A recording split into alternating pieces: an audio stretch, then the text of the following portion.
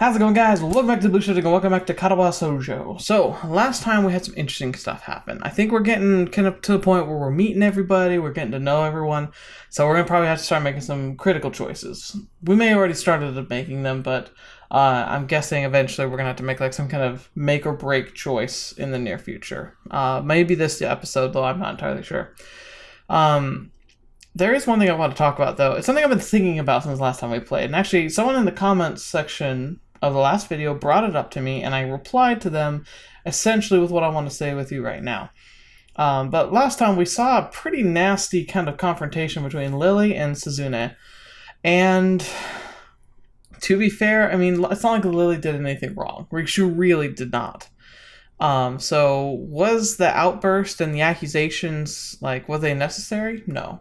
Shizune really kind of crossed the line there. But there were some things I was thinking about this past week that kind of got me thinking about it. Just so bear with me on this. I'm just trying to understand. I'm trying to think through this in a reasonably logical way. Shizune is different. And not because of her disability per se. I mean, I'm sure there's a factor, but I don't know. I guess there is a factor to that, essentially, where she kind of has a buffer of communication that does impact and cause problems. Namely, the fact that she can't just communicate with anybody. She has to work through somebody else, typically. And through that process, we lose a lot of context and vocal cues that we would normally have. Misha is not the greatest at interpreting those. And so she can come across kind of monotoned.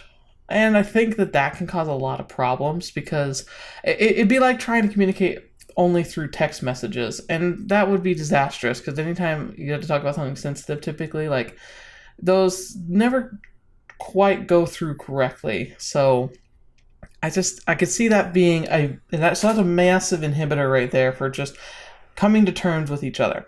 And then you have her very unique personality. Now, I think this is really the key here. Shizune is very aggressive, very much in your face, and she's very antagonistic, but I think it's a tactic for her. I imagine that she probably has reason for whatever, like maybe it's part of the interaction she has with like family or friends before coming to this school. Might be her life being forced to communicate through hand gestures only. And maybe she's also just been around specifically people who tiptoe around her, who treat her special, who treat her like she's a delicate flower that could shatter at any time. For some reason, she's cultivated this belief that if you want something, you should fight for it. And if you fight for it, it shows you care. And so my opinion is that Suzune was not just like, she doesn't just dislike Lily. If she dislikes Lily, she probably dislikes her because she's very politically correct, I would argue, or very proper. She weighs what she says very carefully, and she's very much in the idea of like kind of keeping the peace. I would, that's kind of her attitude. She's like, keep everyone mellow. I think Shizune kind of despises that attitude because for her, in her experience, that shows a lack of passion. She wants to be around people who know what they want and are willing to fight for it. And she feels like when people tiptoe around issues or who are coddling, that they just lack true chutzpah. They lack drive to be able to accomplish something properly. So in her eyes, if you're not willing to fight for what you believe, you're not worthy of making those decisions. So, the real issue, I think, between Suzune towards Lily is that Shizune pushes Lily because she wants her to fight back. She wants her to bite back, like to stand up for herself and to declare that she's right, and she doesn't care what Shizune thinks because she believes in herself and what she's doing. But that's just not who Lily is. And I don't think that message comes across. Instead, it just kind of comes across as just hateful slander almost. And I think a part of that is because of the way she has to communicate. Shizune, remember when we were playing Risk, the mistake we made and the thing I learned about her in that choice, because I made a choice that I thought was a safe choice. I'm very much a defensive player typically. Although I've been changing that because I do find personally that the defensive play ultimately tends to lose. You do need to be aggressive. But like especially old me, was hyper defensive all the time. And so I was leaning on my knowledge and my tactics of Risk way back when, because I haven't played in a while. And she didn't seem disappointed that she didn't even seem like happy that she'd really won. She loves competition, but she didn't like, it wasn't that she won. She was actually kind of sad that she won, because she was hoping she'd see some fire from us. And then in that argument, when she kind of casually backhanded us, calling us lazy too, like along with Lily, we responded with fire, saying like, well, screw you. I've been working hard. I've been helping you out. Did that not count for anything? I've been doing good things. How does she respond? She responded with a smile. She's like, fair point. Shizune, I think, just wants people to stand for themselves. She wants them to not back off and not be passive. And in a school full of people who have been sidelined and shunned by society, it could be an idea that she has trying to make them better, to be more themselves, more outgoing, more assertive of what they want, and striving for dreams and goals, rather than just taking the easy path and letting their life be decided for them. So in a way, she might be trying to behave in a way that she believes will help Lily the most. It just doesn't come across very clearly. Because while she's competitive, she loves the sport, I don't think she actually likes to win. I think she just wants people to fight. And she wants to see it. She wants to lock eyes with her opponents and be like, yes, we are equal footing. And then if they do, I think she would clasp them in her hands and call them brother or sister. You know, that's all she's looking for. Does that justify her? No, I think she's way too harsh. I think Lily had every right to say what she said, and I think Lily's doing a fantastic job as a student council member. Delegation it's a great sign of leadership, and it's very important. As a matter of fact, you can see Suzune is very much a delegator. She gives work to Misha and to us because she needs the help, and she's willing to admit that. So I don't think it's a pride issue. I really genuinely think that she pushes people's buttons because she wants them to stand up for themselves, because she feels like that's important. So I don't know whether that would justify her actions in your eyes or not. It just seems to me that that's really what's going on there. I don't think she's trying to be a bad person, although I could definitely see why people would understand or be against that. Because I just thought it was so weird. Because most of the actions I see from Suzune is she's somebody who wants to be really good at what she does, but that she cares about like the students. Like, she wants this festival to go through well. She cares about what's important to the other students around her, so long as she feels like they're being productive and pushing themselves. Idleness is something she hates because she feels like that's just playing into the hands of fate, letting your disfigurement, your disability, your limitations define you rather than your successes and your drive. Anyway, long rant over. But I didn't feel like it would be appropriate to just bring this up halfway through, especially because I don't even know if we're going to talk to Shizune in this episode. But I wanted to say that because I think it's important, and I want us to try and look at her future conversations through that lens and see if my theory is correct. It feels like it. It feels like it is. So we'll have to see. Anyway, other than that, let's jump in. I'm guessing we're going to see, Kenji? You know, our lovably buffoonery filled neighbor with his thick glasses. The morning alarm goes off. I flail about uselessly for a while until I remember that I decided to give the morning runs another shot. Oh, this is where we're probably going to meet Emmy again, right? I don't know if this was my greatest idea, but I'm determined to keep going. Good man. This is about my health, after all. Sure, things haven't been great lately for me, but that hasn't made exercise existence so intolerable that I'm going to not try everything I can to stay healthy. That's kind of... See, I'm going through my own journey. I'd love to expound upon this sometime, and you know what, maybe in the near future, I think I'll do like a special video where I talk about this. But massive obesity, like, it's something we can make jokes about, like, oh, look, Americans are so fat and whatever, like, but genuine morbid obesity is kind of beyond laziness. There's a lot more to it. It's not as debilitating as his disease, where he could just literally drop dead at any time, but people who are morbidly obese are killing themselves, especially if they go way overboard. And what makes people get most very obese often isn't related to a lack of self-control. It's more like an addiction or eating disorder. Like, we always hear about bulimia and anorexia, but the other side of the spectrum is just as bad, but never really addressed. At least in the United States, it's not. Binge eating. It's effectively this. It's almost the opposite of anorexia, where anorexic people are so self-conscious that they get pleasure through forcing themselves to not eat so that they can be seen as beautiful to themselves. It's not even about what other people say, it's about what they think of themselves. Binge eaters are the same way, where you eat not because it's something you crave, it's more about the connection of self-love and fulfillment that comes from it, because food can release similar parts of your brain that a drug does, dopamine. And so for those who binge eat, it's like a drug. And then there are others, more like me, where it's more like a disease, because I've never been much of a binge eater, really. Like, I may have had moments where I'd eat a good amount, but most often I would eat about as much, if not less, than the average person, but I would gain tons and tons of weight. It's taken dramatic steps for me to start getting things under control. And you can even look back at some of my videos like last year and like compare my face. Like, look at the difference I've been able to make. But I've had to make some incredibly difficult choices for dietary wise. And I've had to really radically change the way I approach food. As a matter of fact, it's probably one of the more restrictive diets you can be on while remaining healthy, which is why I'm getting professional help for it, because I don't want to do this improperly, but I want to get things under control. So I can kind of sympathize with him, where he really hates exercising right now because it sucks and it hurts. I hate exercising because it sucks and it hurts, but we're both working on it. Man, I've already ranted way too much this episode. I'm sorry. All right, sure, things have been great. Besides, it's all about asserting some kind of control over this thing, right? If I can manage that, well, I can manage anything.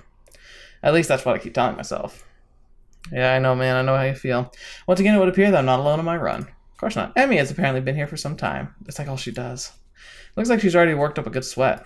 Just what the heck is she to come down here? When the heck does she come down here anyway? Oh, it's you. I'm surprised to see you again. Why? Why is that? Well, not many people can actually manage to come back for a second try. She frowned, seemingly annoyed by a passing thought. Like the rest of the track team, for instance. Still, it was only supposed to be with a volunteer basis. It's not that big of a shock. And I guess it's pretty early in the morning. A shrug, and suddenly it appears like she's forgotten what she was talking about. So, guess running's just not a popular thing here. To be fair, a lot of people, I imagine, have a reason why running isn't something that they thoroughly enjoy. The frown disappears entirely, and she seems to snap back to her previous train of thought. She actually kind of reminds me, I've been watching the remake of Fruits Basket this season. It's been fantastic. Fruits Basket was one of those weird things that, like, I ended up watching a lot of before I really got into anime, like, way back when I was in high school. Like, I used to always say, like, oh yeah, I never really watched anime until, like, my 20s. But then I realized reflexively, like, oh yeah, there were some I picked up. But, like, it was kind of like, it happened to be on, I happened to watch it. But Fruits Basket was entertaining back then, and then, like, the remake has been super nostalgic. She reminds me of Toru, like, the main character. Just, like, maybe not the most focused, but very, like, genuine, and, like, she seems very just heartfelt about things. Anyway. So, come on then. What? You're here to run again, right? Well, yes. So, come on. She's so happy. I find myself suddenly grabbed and yanked onto the track. Things seem to be set on a mirroring yesterday's run. That is, I seem to be struggling, while Emmy moves with an effortlessness that I find enviable. It's incredibly bothersome to be so easily worn out. I know I should be patient, working towards things gradually, but it's difficult to stay positive about this. We round the track and start our second lap. Emmy seems to have grown impatient keeping pace with me and begins to pull away. This is where I gave out yesterday. Will I be able to do more? I know what I normally would do, but like, come on, man, go for it. What am I doing here? Am I really just going to fold and let Emmy pull ahead? Speed up. The second lap's done quickly, and without even considering it, I keep going. Emmy looks back over her shoulder at me and grins. Still going? Wouldn't put you to think I'm out of shape. Emmy laughs without breaking her stride no less and speeds up even more. Oh, fetch. Well, that's the way we're going to play things. I increase my own pace as well. See, now we're crossing into danger. I feel my lungs burning. My legs are starting to question just what the heck I think I'm doing. Lactic acid screams in my muscles, but I close my ears. I can't let myself fall behind because that would be a loss. The rational voice in my head inquires mildly just when we started playing a game. I answered it, but I'm having a lot of trouble thinking at present. She's so fast. How the heck does she keep it feels like string pulling at my chest, a choking feeling of narrowness and pain. Before I can think of anything else, then, oh crap, the track disappears from under my feet. Stumble, one hand shooting down to clutch at my chest, the other hitting the track to keep me from falling on my face. No, don't die! Emmy whirls around, her eyes widen. Hisao! She yells at me, sprinting from the other side of the track. What's wrong? Nothing, just keep your breathing steady. Calm down. Don't panic. Don't panic. Do you need me to get the nurse? I close my eyes, shutting out the outside world. My heart struggles to regain its rhythm. Slowly, the pain in my chest begins to subside. Soon, it's gone like nothing happened. It was nothing? No, something happened there. Okay, let's not do that again. I open my eyes and glance at the very word Emmy. I think I'm fine. My voice sounds weird, even to myself. Oddly even and matter of fact. Makes Emmy frown. I don't think you are. She seems to come to a decision and nods to herself. Right, you're coming with me. You've got to see the nurse. Emmy grabs my arm and drags me up. I feel a bit wobbly, but I refuse to shoulder Emmy's offers of sore support. Honestly, I'm a little ashamed of my own weakness. Shouldn't be, man. It's not your fault. I'd really rather not have Emmy concerned about me, but it seems to be too late. Heck, I'd really rather not have anyone concerned about my condition, though at this point it seems to be too late for that as well. I'd like to be able to deal with this whole thing on my own, without being a bother to anyone else. While I'm wishing for things, I'd rather not have this condition in the first place. Nurse! Emmy crashes into his office without knocking, but it doesn't alarm the nurse in the least. Good morning, Sunshine. What's up? Sunshine. Anyway, he calmly slips his coffee mug, but lays it down after following Emmy's gaze to me looming in the doorway. Hisao, what brings you here? We were running, and he stumbled over and started grabbing at his chest, and I thought we'd come and tell you to easy there, Emmy. Calm down. Hisao, what happened? I don't know. We were running, then my chest started hurting like the time before, but it went away after a few seconds. It was just a flutter or something. The nurse frowns, as if to say, just a flutter, some kind of oxymoron. I didn't quite mean this when I suggested to get some exercise. You gotta be more careful, Hisao. I was being careful, come to think about it, I just got to the race with a member of the track team. Doesn't seem like a well-reasoned as I thought it would. You just what? I was racing Emmy. Emmy, is this true? Emmy fidgets, looking adorably contrite. Well... Finally, she can't seem to bring herself to say aloud and merely nods.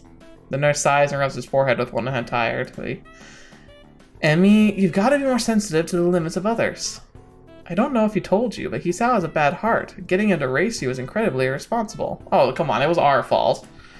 Actually, I started it. The nurse is stunned by my statement. You what? We were just running, and Emmy started to pull away, and I sped up to catch her. The nurse stared at the ceiling, muttering a prayer for patience to some god or another, and looks back down at both of us. So you're both stupid. That's a comfort, I guess.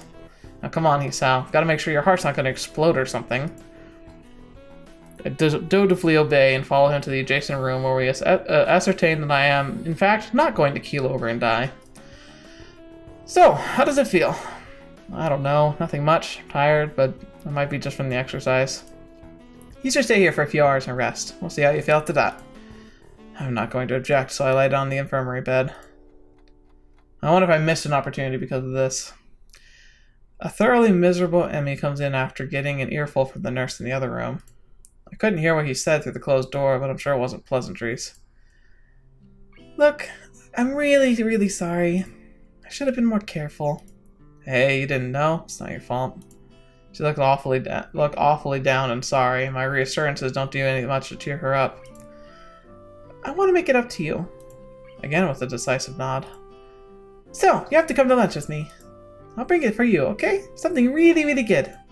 I start with a, you don't have to, but she just shut up and nod when I see her, when I see her face. Good. We meet on the roof. We? Yep, the weather's nice, so the roof's a great spot for lunch, you know? I see. You'll come, right? You wouldn't deny me the chance to make it up to you? Of course not. Great, see you there. I stay afloat somewhere between asleep and awake, feeling completely drained. Not only my body, but all me is limp and paralyzed apart from my senses. I swallow with difficulty, then try to lie as still as I can, which in this state is not a very hard thing to do. The nurse is shuffling around the other side of the curtains and drew to give me privacy. I can see his shadow shifting about the sunlight. He has opened the window to his office, and it's windy outside. The clean white curtains flutter in the breeze in a heavy, lazy motion, like waves. Light sifts through them, slowly half absorbing into the fabric. Yep, here he goes. I close my eyes. The breeze on my face feels like the soft fabric of the curtains. I listen to the sound of my heartbeat for a moment, trying to shut out the sound of the nurse tapping away on his computer, my own heavy breathing. It's steady. Dang it. Not even a week and I end up like this again. I really screwed up this time. Should have known better than to play a half-baked sports star in front of a real one. Why did I act so brave? Like the heart flutter was no big deal, even when it was obvious that it was. It was just a reflex to punch it away and keep it inside. Didn't want it to happen. Didn't want Emmy to see. Stupid. Had to be more careful or I'll end up in the hospital again, or worse. Dead. It's my final thought before I give in to the tiredness. That was an idiot thing to do. I fell asleep. How long? What time is it? I'm feeling a little lightheaded and I keep blinking compulsively. Pushing the curtain aside, I squint my eyes against the unfiltered light pouring in from the window. The texture of the canvas feels nothing like the wind did before. The nurse looks up from his work, sitting exactly where he was before. How are you feeling? I can't really tell, so I don't answer anything. Feeling kind of groggy from falling asleep at such a weird time. Hopefully I don't look too weird. What time is it? Me croaking the question to gain some orientation. The nurse looks at his wristwatch before answering. Things seem to happen in slow motion. 10:15. I try to think for a moment what that means, but I'm not really sure. You didn't answer my question, Hisao. Oh, I'm fine. Climb down from the bed then. Let's see how you're doing. Don't try to do exactly that. Only to sway dizzily when I try to move too fast. The nurse moves to support me by the arm and sighs. Stand up too quickly. So I was going to say, just sit there. I'll check your pressure to make sure. My good intentions sure lasted for a long time. I shut up, embarrassed with myself, while the nurse gets busy with an old-fashioned contraption on my arm. After a couple of minutes, he puts it away, looking neither pleased nor unhappy. You're alright. It stopped spinning? Yeah. Good. And how are the contents doing? You didn't show very good judgment out there, Hisao. I swallowed the retort I was going to make. It's what I was thinking to myself, but hearing it stated by someone else makes me want to protest. What he's saying is not pleasant to hear. It doesn't make it any less right. No, sir. He nods, still looking as neutral as he was before. It would be easy to be angry at him if he said, "Told you so," or something, but he doesn't. I can try and help you keep your health, but ultimately the last call lies with you. Hopefully this little episode will be something that'll remind you of that. Here, a note for your teacher, to avoid interrogation. I take the slip of paper he's offering, then make my leave, as I can't think of anything else to say, nor ever even really want to. Stay out of trouble, you hear me? I don't think this is anything but a scare, but next time could be different. I hear you. There's some way to get to the school building straight from the auxiliary building, but I'm not keen to find out and possibly get lost, so I go out from the exit that I know works. I stop at the stairs to the auxiliary building, deliberating for a moment between going to the dorms and getting my books and stuff or going straight away to class. The sunset stings my eyes, so I head towards the dorms. The halls are quiet and the courtyard was, naturally, since everyone's in class. I knock lightly at the door of 3-3 and push open the door when Muto calls from the other side. Sorry I'm late. 15 pairs of eyes turn to me. Good morning, Nakai. Oh, wrong button. Curse you, hand! Muto seems to be somewhat confounded by my coming in late, as if I interrupted his flow or something. Judging from the rambling lectures his class tend to be, that might be the case. I pass him the note the nurse gave me. Muto takes it with a nod and reads it quickly. He lifts his eyebrows, gives me a kind of stern look, but doesn't say anything, just nods solemnly again. I shrug and he gestures at me to run along, so I naturally do. The class goes on lazily. I think I'm starting to get the rhythm of the school. I haven't even stopped worrying about taking notes or being overly attentive. The first days, I was pretty high-strung in class. Muto finishes his lecture about electricity early, but continues on without a pause about the festival. So, as you know, the festival's on the day after tomorrow. Hope everyone's projects are going to be successful this year. Have a good time, but also come Sunday. Please keep the meaning of the festival in your minds. Game and fried food? Yeah, that choked that one, I'm sorry. Everyone burst out into laughter and so do I. Yes, thank you, Mikado. But what I meant was more that her remainder of her sentence is buried beneath the ringing of the lunch bells, and everyone starts packing their things. Muto deliberates for a moment, but then since nobody seems to be paying attention anymore, he gives up and sits down. It's crowded in the hallway, or as crowded as the hallway the school probably gets. Most of the students seem to be heading down for the cafeteria. Normally I join the flow to grab lunch myself, but today is different. Today I've been invited to lunch on the roof. An odd location, but that's where I was told to go. Fortunately, I managed to find shelter from the storm on the lee of the classroom door. And there they go. Eventually the torrent subsides and I step tentatively out into the hallway, only to be met by Emmy, who comes flouncing down the hallway like a cannonball. Hey, Sal, great timing. I have super extra lunch today, as promised. Let's go upstairs. The stairway to the roof is a little dilapidated, but it's clearly been used recently. At the top of the stairs is a door complete with a missing padlock. Wonder who the intrepid individual was that removed the lock. Probably the, I'm gonna guess it's going, because her friend is obviously going to be, Rin. And I bet you Rin did it. Her fantastic feet and all. Emmy shoves the door open and steps beaming into the sunlight. Suddenly, a tall, dark stranger appears out of nowhere, standing imposingly in front of us. Emmy flinches back, almost falling back down the stairs. Hello. Yeah, you scared me, Rin.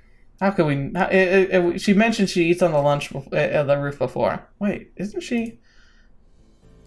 Hello. Noticing that Rin is speaking to me, Emmy looks curiously at me. You two know each other? I look confusedly at Emmy. She's that friend of yours? Rin has turned her gaze towards the clouds drifting above the school. Of course she has. I didn't know you knew this person, Emmy. The awkward silence lasts only a few seconds until Emmy lets out a tiny giggle, shrugging the coincidence off. I invited Heath out for lunch. If you know him, that's just better. Oh, does this mean I didn't get food? Or did you invite him for lunch without the lunch? Neither. I have food for 3. Nice thinking. They walk to the other end of the roof while I stay at the clock tower for a while, taking in the atmosphere. There is nobody else but us here. I guess the roof is not as popular as those other schools. A few rundown benches and tables are scattered around the edges, perhaps in an attempt to make the rooftop look less desolate. Small pebbles covering the roof rattle beneath our feet. I peek through the chain-link fence to take a look at the school grounds and beyond. The students are strolling in pairs or groups around the quadrangle at the cafeteria. A few delivery trucks are passing by the schools towards the convenience store nearby. Somewhere a watchdog barks at a passerby. Somehow, when I look towards the town center, the small town feel strikes me very strongly, almost palpably. The hectic lifestyle of a big metropolis seems so far away and foreign here. Nobody has to run and catch a bus like their life depended on it, or get their senses overloaded by the neon lights and traffic jams. I feel surprisingly optimistic about this new life of mine, looking at my new hometown, even if it's going to be mine for only 1 short year. Finding out about my illness and having to move away from home all came so suddenly, I haven't had time to think about how I feel about it. When I step out of the shadow of the clock tower to the open, I feel warmth touching my back. The sun shines from a perfectly clear, cerulean sky. This cool breeze sweeps over the rooftop, makes me shiver, but only briefly. Wow, lots of really good descriptions here. Like, quality writing. The wind carries a scent of trees and flowers, not smog and car exhaust like it used to just a few weeks ago. Emmy sits on a bench with Rin in tow, produces one big and two small lunchboxes from her bag. Come on, Hisao. What are you waiting for? She beckons to me to join them, making room on the already small bench. I seat myself on the corner of the bench to take up as little space as possible. It's pretty cramped, but somehow all three of us fit on it. Impressive view. Emmy suppresses a giggle and places a lunchbox in front of Rin and hands the other lunchbox to me. Rin's gonna get the big one. Here you go, lunch as promised. Homemade no less. I'm impressed. Wow, this looks really good. Thanks, I made it myself when I can. Conversation dies off as I set about the business of feeding myself. Taking a few bites, I glance up and notice Rin deftly opening the lunchbox and popping a fork full of food into her mouth using only her feet. Even though I've seen it before, can't help but be impressed at her dexterity. It also reminds me of the sort of place I'm in right now. Will I ever get used to sights such as this? Oh yeah. I can't decide if getting used to such a thing would be a good thing or a bad thing either. Does getting used to a place mean that I'm giving up on my being a normal person? Or does it just mean I'm becoming more understanding about those around me? I would say that much. I mean, look at these two. They're so cute. Anyway. I'm distracted from my thoughts by the sight of Emmy tearing into her lunch as if it had insulted her ancestors. You seem pretty hungry. Emmy looks up, mouth half full, and swallows before nodding. My morning run always works up an appetite. Which is great, because I burn through lunch pretty quickly. Helps me keep the girlish figure. What would happen if you lost it? Would you become a man? I very nearly choke on my lunch trying not to laugh. It's a figure of speech. Does your figure have to run in the morning too? Do you always talk like this? Talk like what? Or like what? I think that answers my question. Never mind. So, I struggle to think of small talk and settle on the obvious question. How'd you two meet? Rin seems content to let Emmy answer this question. Someone in the housing department thought we'd complement each other well, so we were assigned rooms next to one another. Complement each other? Like shoes and a suit. Huh? Emmy giggles at my confusion. Put us together, we've got all the limbs. Get it? Ah. So, I started helping Rin get ready in the mornings, and that was that. I mean, you can't help someone get dressed every morning and not get along. I see. Rin chooses this moment to interject. I have trouble with shirts. I'm sure you do. Right, that seems fairly obvious. Really? Kind of? This isn't helping, but at least Emmy seems to find the whole thing funny.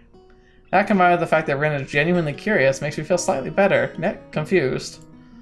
I mean, you've got no arms. So putting on a shirt seems like one of those things that would be difficult. You know what? I'm just gonna stop talking now. You'll save me a lot of trouble in the long run. Rin nods to what I suspect is meant to be a sagely manner. I see. The conversation dies as I turn my attention back to my lunch. It's really quite good. Emmy finishes her lunch first and makes a contented noise. Ah, that was good. As she busies herself with cleaning up her lunch, Rin speaks up. I'm thirsty. Oh, I almost forgot about that. Sorry. With a flourish, she reaches into her bag and removes a trio of juice boxes. She tosses me one that appears to be cranberry juice, the one Rin that appears to be some kind of strawberry milk, complete with pink color scheme, and keeps an equally pink box of some kind of fruit punch for herself. Rin dexterously stabs her straw through the top of her box up against the drink. That's awesome. It'd be really cool to watch her at work. Like, it'd be so interesting. I'm once again impressed with how flexible she is, but this time I keep my comment to myself. Somehow I don't think either Emmy or Rin are the sort of people who think twice about the way they work around their particular disabilities. Rin especially so. Indeed, she gives off the impression of being entirely unaware that she's missing any limbs at all. Whether or not that's a conscious decision is another matter. I'm honestly not sure. So, how do you like it up here? It's quite nice, actually. I like high places for the view. Thanks for inviting me up here. And for the lunch, too. Emmy grins a 1,000-watt grin, pleased by my response, I suppose. No problem. Feel free to eat with us next time, too, okay? I won't make you a lunch, but you can bring your own up here. No lunch service? I don't know. Emmy looks mock offended. Trying to take advantage of my good nature? The nerve! She giggles. Well, if that's your answer, I guess Rin and I have to keep eating lunches all alone.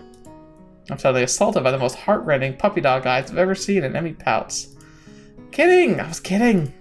I'd love to eat lunch up here again. Good location. The company's okay too. Emmy frowns a bit at my declaration of okay, but seems happy enough that I've accepted her invitation. I guess this makes us friends now. Or at least acquaintances. The lunch bell rings, signaling the return downstairs. Rin, you don't finish your lunch again. I wasn't that hungry. If you don't eat more, you're gonna fade away.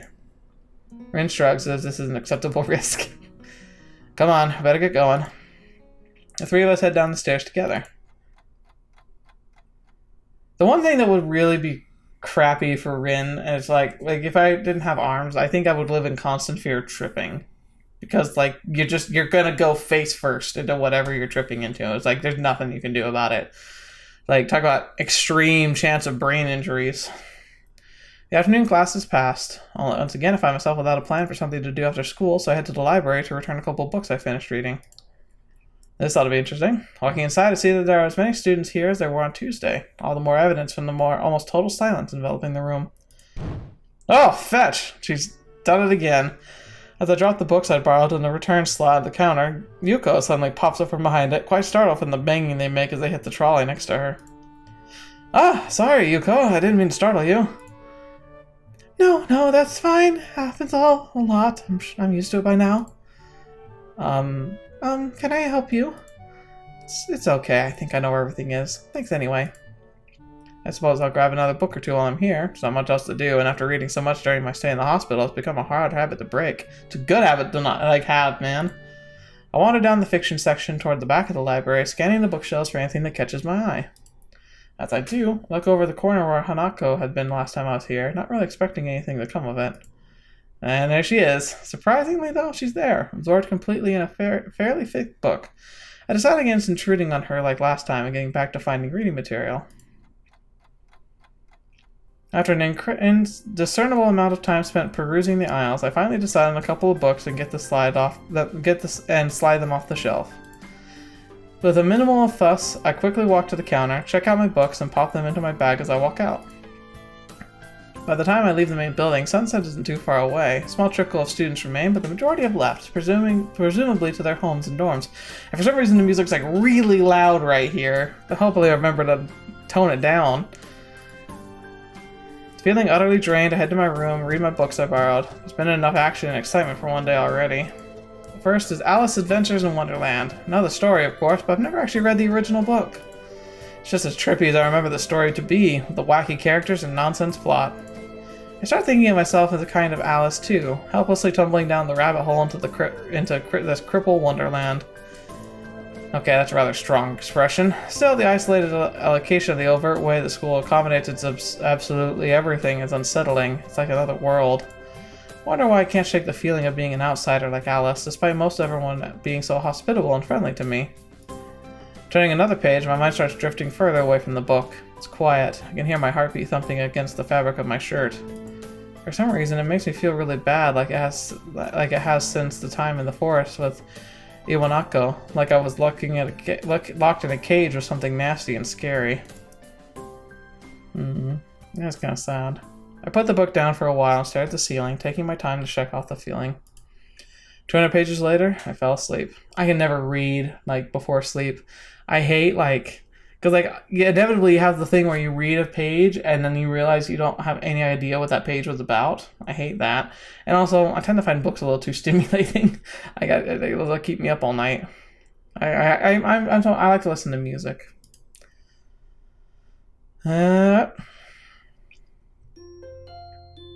This would be a good place to stop, but with such a massive rant at the beginning, I'm absolutely making this a longer episode, so let's just keep going.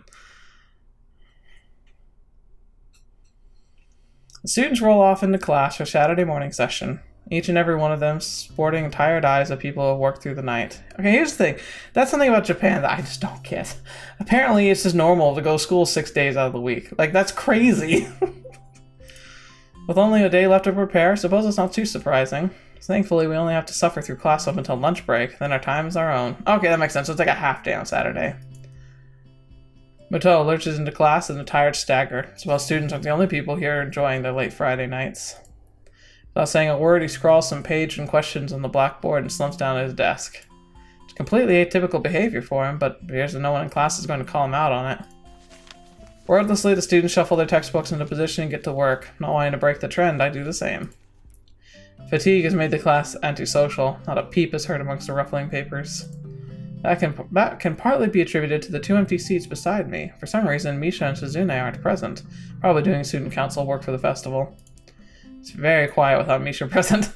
Yeah, I'm sure. I wonder if she's born as rowdy as she is, or she's just making up for Shizune's lack of voice. No, I think it's just her. Nakai, can I speak to you for a moment? I'm so engrossed in thinking about Misha that I don't even notice Moto approaching my desk. Sure, what's this about? It's probably better if we speak outside the classroom. That's ominous. Something about this doesn't sound too good. I stand up and follow him into the hall. Moto stands in the hallway, scratching his head as he works out what he's trying to say. Not knowing what's going on, I wait silently. I heard from the school's head nurse that you had an incident the other day. Ah, so that's that. Well, kind of. That's not anything to be worried about. Yes, it is. Anything that can endanger your health is something we worry about. We try our best here to prepare you for a life here. Part of that involves knowing what your limits and how to work around them. It would be remiss of me if I didn't speak up about this. All right, I get it. I'm sorry. Moto closes his eyes in frustration, and I realize this probably wasn't the best thing to say. Something tells me you're not sorry. Pretend as much as you want, but this isn't a normal school. A lot of people here put a lot of time, effort, and money to make sure that you and every other student here can have the same level of education as your peers. For you to abuse that by throwing out advice, especially medical advice, is plain selfish. I'm not quite sure this is actually how he feels, or it's something act that he's prepared many times to guilt trip students into doing the right thing. Either way, it's working. I understand. This is all new to me, and I apologize. I know my limits now, and I'll be sticking to them. Moto appears to lighten up a little, satisfied that his message has been received. So, then, on to my next question. How are you finding your studies? I understand you were laid up for a while. We're not too far ahead, are we? I don't really think so. I tried to keep up when I was in the hospital, so it hasn't been too hard. Moto touches his chin and raises an eyebrow as he absorbs this information. Is that so? I suppose there are still students out there who realize the importance of learning. I wouldn't go that far. I was only trying to keep myself occupied in my little life support room. Well, yeah, you've got to keep up with things, right? That's exactly it. One wrong move in this world and you'll be left behind, right? Well, that doesn't say novels about him. Right. Wouldn't want that to happen. No, you wouldn't. Every week there's a new scientific discovery. Most of them mean nothing to the layperson, but one of them could be the key to the next big thing. I'll keep that in mind. It's obvious that Moto's serious talk is over and he's gone back to his standard, slightly scatterbrained approach to life. I think, in hindsight, I prefer him this way. He's slightly more predictable in his unpredictability. Well then, I think that's all I really had to say. Let's get back inside, shall we? My relief that the suggestion is insurmountable. Sure, you're the boss, right? Moto pauses for a moment. I don't think any of my students has ever said that to me before. For an instant, I consider replying to this, but something deep within me tells me to shut my mouth and get back into the classroom. A few of the students jump at the sound of the door, rapidly trying to pretend they were working on the questions on the board. Some don't even bother. Their heads slump on their desk as they nap. Thankfully, it appears that Moto does not even notice. He returns to his desk and retrieves a scientific journal from one of the drawers. Guess I got him there. The class returns to the near silence that Moto and I left it in before our chat. Mixed feelings of tiredness and anticipation buzz around the room. Everyone here is either waiting for a chance to rest or a chance to get their last-minute preparations underway. The clock on the wall slowly ticks, the remaining of class time away, till finally the bells cry out, ending the torment. Before you all leave, I expect the answers for those problems by Monday. The class sighs as one, instantly regretting slacking off, but still acutely aware of the more pressing issues at hand. The classroom empties in a blink of an eye as everyone rushes to the last-minute festival preparations. I stay behind, try to quickly finish the questions so I don't have to bother with it over the rest of the weekend with the festival tomorrow. Oh, hello. Apart from me, Hanako is the only one left, obviously waiting for Lily. It's weird that Lily comes all the way to our classroom to pick her up. I expect that moving around is at least nominally hard for her, and that harder than it is for Hanako. But that's none of my business. I naturally don't ask about it from Hanako. Despite their relative proximity of our seats, neither tries to strike up a conversation about that or anything else, as an oppressive silence falls upon the classroom. Time passes in silence. It's probably just 15 minutes or so, but it feels longer. I turn the pages of my notebook. Hanako turns pages of the novel she's reading. My pencil lead splinters against the paper just when I was about to finish a paragraph. The sound of my irritated sigh and subsequent fumbling around the sharpener feels like they're breaking the mood of the classroom. Hanako keeps her eyes firmly away from my direction. Before long, Lily's tall figure appears in the doorway. Hanako? Her name is all it takes to make Hanako jump up from her desk and run to Lily. Aww, they're very cute. They talk quietly for a moment, but it isn't long before Lily leaves down the hallway and Hanako idles back into the classroom, taking her seat once again. Huh.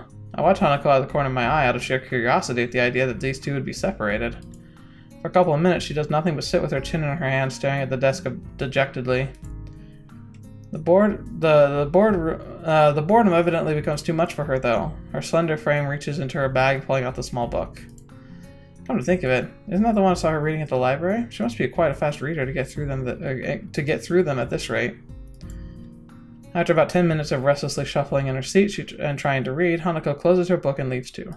As should I, since the assignment is all but finished and there's nothing else to do in the classroom. Not that I have anything to do anywhere else either. I feel like that's something that could have happened there. Maybe I haven't hit enough flags for the Hanako-Lily conversation. I kind of made Lily mad, and I didn't approach Hanako that one time that leads to a whole scene with those two, so... Oh well, the school will be a hive of activity, but nobody pays me any heed. Grief. I saunter past classrooms filled with students frantically doing this and that, buzzing around like little worker bees. You wouldn't guess the school day is over. It's a bit quieter outside, but not by much. People zip left and right, hurrying as quickly as they can, busy and energetic. I feel the opposite. Midday sun seems to be draining the spirit out of my body, making it feel limp all over. Warm, soft air flows inside my shirt, feeling like a cushion. I yawn lazily, thinking about what I'd do. I'll drop off my books at the dorms first, and then something I haven't decided yet. Maybe Kenji's in his room. Oh gosh, no. On the way to the dorms, I spot Emmy coming my way, running despite not having those weird running prosthetics on. I wave at her, and she skids to a stop. Yo, Isao! Splatters of white-green paint adorn her nose and her chin, respectively, but her smile is wide and seems like it always is. She leans close to me, amplifying the feeling she's examining me. What's you doing? Nothing really. I don't have anything for the festival, and everyone else seems to be doing something important. That's perfect! Then you can help me and Rin. With the festival preparations? I'm not so sure if it'd be much help. That's fine. I'm not much help either. Amy grabs my wrist and starts dragging me back inside the school quite forcefully. Even her walking speed is more like jogging, making me stumble over myself simply trying to keep up. The stairs slow Amy down a little bit. Maybe it's hard to climb with her legs, or maybe she's finally run out of breath. Doubt that. We go all the way back to the third floor and to the seniors hallway, ending up where I left 5 minutes ago. I could have just stayed here and waited for Amy if I'd have known. So are you in Rin's working on that mural still? That's right. She needs all kinds of paints, brushes, and stuff, so I went to get them from the art classroom. And you need me to help with that? Well, Rin told me you had already helped her, so I thought you wouldn't mind. I see. So thanks to Emmy's flaky logic, here I am again, collecting stuff in the art classroom for other people. The room is empty apart from ourselves and the lonely specks of dust floating in the air. Emmy skips straight away to the back wall, digging out tiny crumpled pieces of paper from her pocket. While she tries to make sense of the scrawled handwriting, I take a closer look at the materials lying around here. Dozens of paint cans, bottles are arranged on the shelves in the most unorganized fashion. Some look like they've been left there for several decades, relics of previous art club generations. Next to the heavy stacks of neatly piled drawing paper are boxes full of different sized brushes and assorted crayons. The smell of paint, turpentine, and fresh paper float in the stale air, mixing in my nostrils to form that unmistakable scent of art. It's funny, it's not really art, but I went to one of those it's a Hindu, the Hindu color festivals. I think it's supposed to be like a New Year type of celebration. It's some kind of holiday for in India, but they kind of have an open door policy, and a lot of it they have a lot of like colored chalk that you throw and stuff. Oh man, that was fun. I did that in college. Went down with a bunch of friends from our university, and we went down and did it, and like I was just covered from head to foot in just splotches of this stuff. I did crowd surfing for my first time there because they had like a concert, and I full on like crowd surfed like a good like 100 feet because we were like up towards the front, and then I crowd surfed and they pushed me like back, and it was funny because like it was one of the things where like it was such a spur of the moment thing. No, actually I started in the back and I went front. Like I ended up like at the front, but I was told to go like around because like you can't get too close to the band. But like there was just a couple like some guys, and like they kind of like set themselves up. They locked their hands and they just helped like kind of launch somebody up into the crowd to do the crowd surfing. And I just kind of like I remember like they launched 2 people, and then like one of them turned, and I kind of like I pointed, and he's just like sure, and I was just like okay, so I jumped in and I went for it. Oh man, it was fun.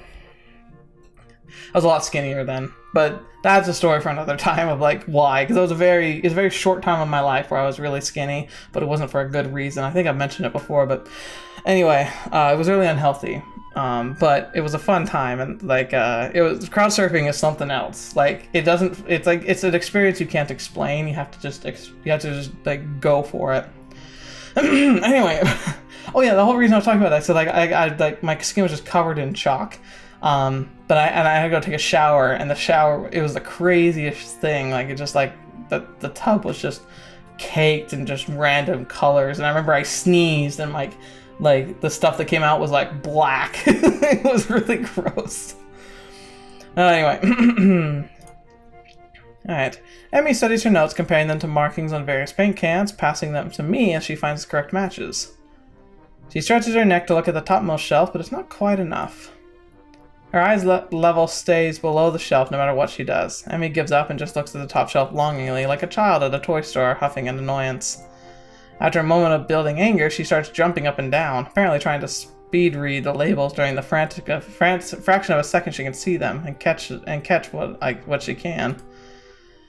It's no surprise that she fails miserably, almost manages to bring the entire shelf crashing down. Now I see why lending a hand here would be useful. Come on, let me do that. You can't jump high enough, and I don't want you to hurt yourself trying. Also, I'm like twice your height. You are not. She turns around, flaring scorn, flushed cheeks and all. Just kidding, just kidding. Anyway, I'll look up there, okay? She glares at me one more time, but can't come up with a retort without a grudging and turns her back to me. So I begin scrounging around the top shelf for paint, while below, Emmy crouches to scavenge what she can from the cupboards. I shake my head a little after double-checking to ensure she can't see me do so. Emmy having a complex about her height was a surprise. I wouldn't have joked about it otherwise. She seems easygoing, but I guess everyone has their weak spots. Only after we have almost all the items collected and spaced out on the desk like a treasure hunter spoilers do I realize it wasn't necessarily the height jab that got her riled up. She might not have liked to have been told that she can't do something, like jump. But Emmy herself seemed to have forgotten all about it already. Quick to anger, quick to forgive. See that kind of person? At least she doesn't seem to have taken anything to heart as she chatters away happily while we pick up the rest of the items and make our way to Rin. I chivalrously carry the bulk of the materials as we make our way towards the dormitories. Rin is stressed out about getting her painting done. It's all her own fault though. She should have started earlier. Is she going to make it?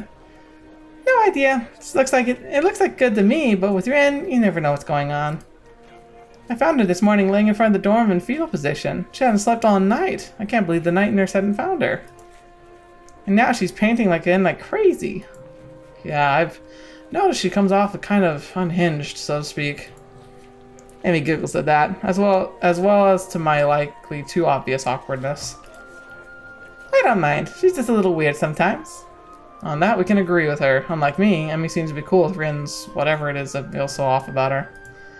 Still, they don't feel close like Misha and Suzune do. With them working as a single entity sometimes, it's hard to say where one ends and the other begins. Even though they're so different, just like Emmy and Rin are. And Rin's the most different of them all, different from anyone else I've met.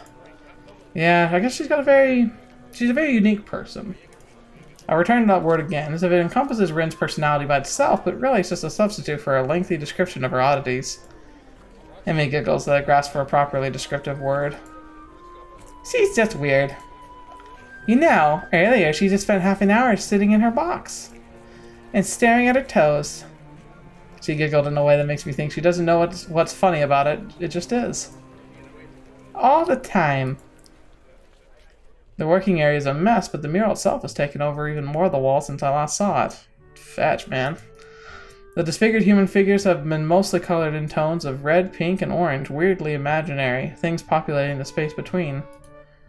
It looks nice. Can't think of any other word to describe the work concisely and comprehensively, so I settled myself on a nondescript nice. But honestly, it seems like the area of this wall is becoming untidier at the same rate as the mural progresses.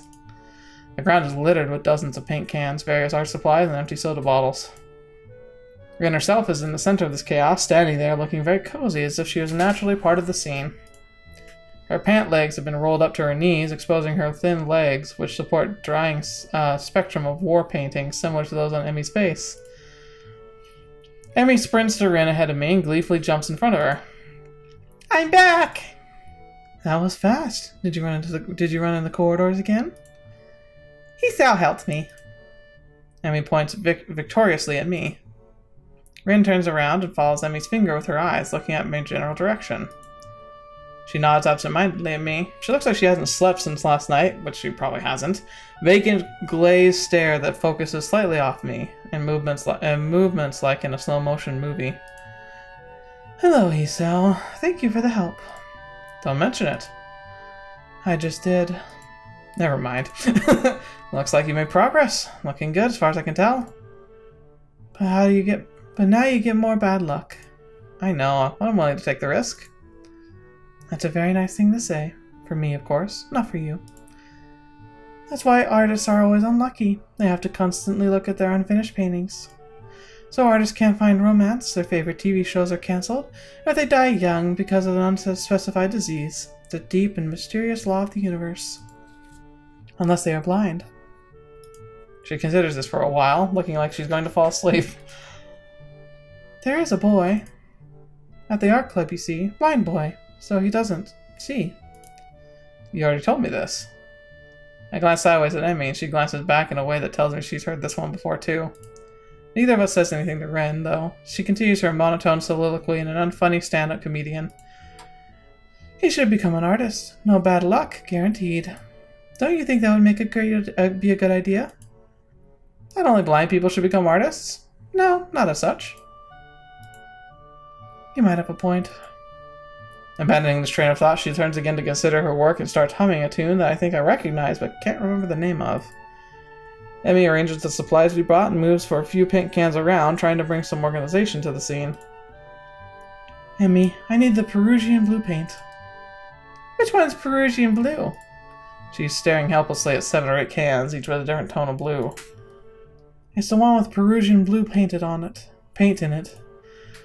Jeez, Rin, you're not helping at all. I look around as well, even though I don't know what Peruvian blue looks like either. I wonder what blue has to do with Prussia. Perugia, or whatever. Or what Perugia even is. The name sounds very familiar, but I can't place it. While none of the blues look more Peruvian than others, the small print on the labels is legible enough to determine that none of them say anything about the context being Peruvian. There's no Peruvian blue here. We need to go get more then. I open my mouth to say actually we're not both needed for such a simple task like finding another pot of Peruvian blue, but Emmy's already grabbed my arm and started dragging me off. I wave to Rin, who doesn't seem to have noticed the two of us are even leaving. She'll notice when she's gone from her Peruvian blue and finds out it's still not there. Maybe. Probably not, actually. While I'm busy thinking of how weird Rin is, Emmy's been dragging me back to the art classroom. I feel myself starting to run out of breath. What's the rush? Huh? Emmy's giving me an appraised look as if she's trying to figure something out. It's just that you seem to be in a hurry. I'm not sure I can keep up. Comprehension dawns on her face. You're not out of breath, are you? There's almost an accusing playfulness to her tone. I'm tempted to deny it, but then I realize I've been breathing heavy since we stopped. Guess it's kind of obvious. Little. Not everyone can be in shape, you know? Takes all kinds, right? And he frowns. It's not a particularly good frown. That is... I should get in shape? Not that I hadn't already decided to try for that. After I flutter on the track, I figured there's no real need to get in some sort of running habit. I was, after all, feeling pretty good until I had my false alarm. Well, actually I wasn't, but it was fun. Meanwhile, my comment seems to have helped Emmy come to some sort of decision. Well, that's it then. She gives me a serious look. You're joining me. What? I beg your pardon? In the mornings. You and I are running partners. I've got a routine all planned out. In fact, she produces a crumpled sheet of paper. Oh, fetch. I've got it all right here with me. I take the sheet of paper and give it a once-over. Times, dates, and laps all laid out.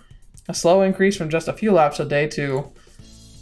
Oh, gosh. Does she expect me to have Does she expect to have me running marathons? And where did she find the time to get all this together? And how long has she been planning this, anyway? You've been planning this? A little. But it's really the nurse's idea. He told me to keep an eye on you to make sure you exercise like he told you. A vast conspiracy. Maybe Kenji's onto something here. This seems a bit much for just keeping an eye on me. Well, to be honest, I've been trying to find a running partner for mornings for a while now. Oh my gosh, Kenji, if only you could see the scheme unfolding. Why do you need a partner for anyway?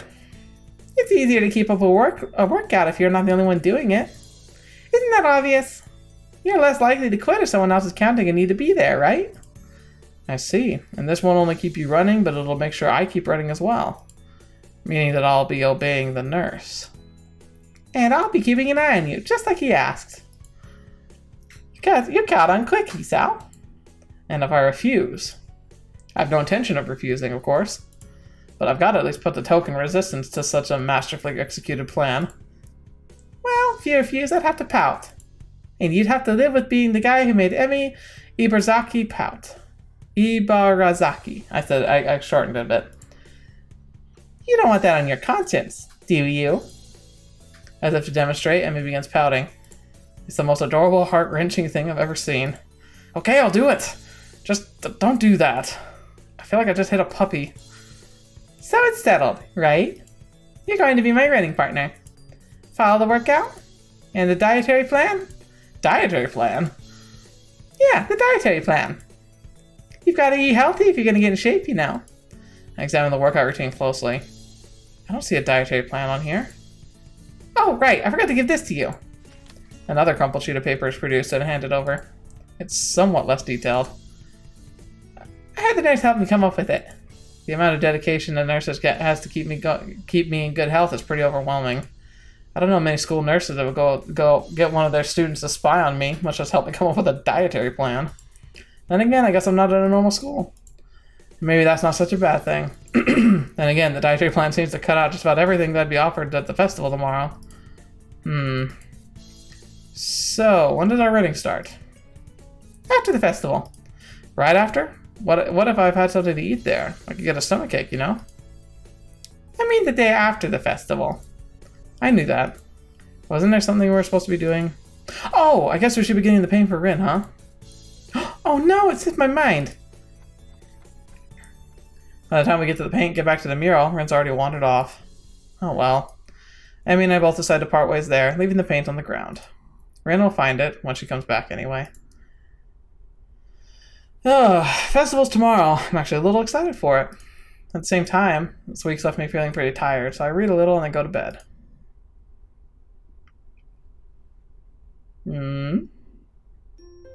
Alright.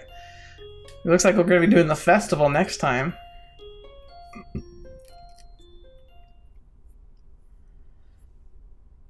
Excuse me.